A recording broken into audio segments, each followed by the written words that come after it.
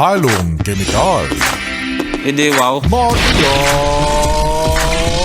Morena! Yes FM. Yes FM.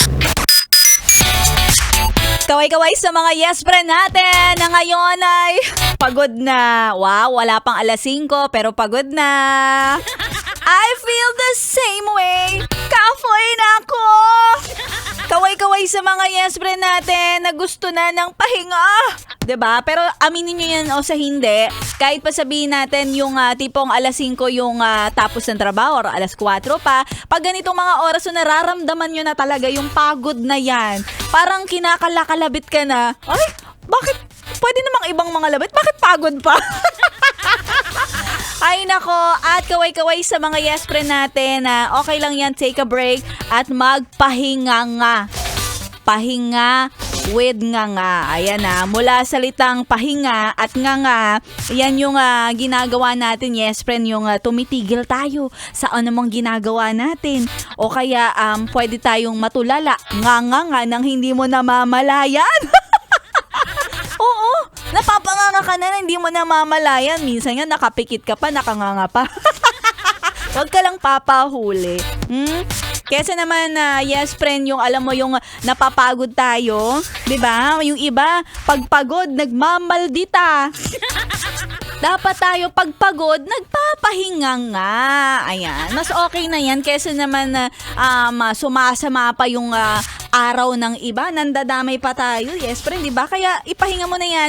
Alam ko nakakapagod talaga, pero tandaan mo, tumatawid na tayo dahil pakalahati na tayo sa ating weekday na ito. Wednesday today, Miyerkules. Kaya eto na, araw ng Miyerkules, si Maria Morena din. Siguro pampawi ng pagod nyo to. Ay, wow! Ang makaranas man lang. 'Di ba? Kung puro bad trip yung nararanasan natin, makaranas man lang tayo ng pa-birthday today. Kahit hindi mo birthday, yes friend, meron kaming pa-promo para sa iyo, ang ating Yes FM, it's your birthday! It's your birthday. Yes FM, it's your birthday! It's your birthday! It's your birthday! At kanina nga, naghahanap ako, yes friend, ng maswerteng tao. Tao ka ba? Yung tanong, tao ka ba? Charot. Maswerteng nagsa-celebrate ng kanyang birthday sa buwan ng Oktubre. And totoo nga, ang daming mga nagsa-celebrate. Kahit September pa, may mga nagsa-celebrate ng October. At ang ating winner for today ay walang iba kundi si... Sino ba ito? Si... John Rafael Malyari. Congratulations! Yay! Again, ang ating winner ay si John Rafael Malyari. Siya ay nakatanggap na ng GCash 500 pesos. Yan. Naklaim niya na agad-agad dahil nagpadala siya ng mga sumusunod. Yung hinahanap natin. Ano ba hinahanap natin kanina? Yes, friend. Yung... picture ng valid ID, picture na ikaw ay naka-follow sa Yes FM. Damay nyo na rin ako, follow nyo na rin ako.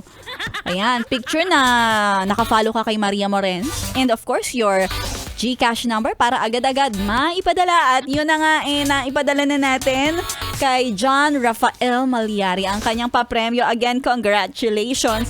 Pati na rin sa lahat ng mga nagpadala ng kanilang mga birthday. Eto po reminder lang din to everyone na gustong sumali. Sana po ay ID nyo iyon, account nyo rin iyon ang gamit ninyo para naman pare-pareho. 'Di ba? Yung account niyo, yung pangalan ninyo sa ID, magkapareho. Pati na rin yung GCash number, pare-pareho. Pagsama-samahin ang pare-pareho.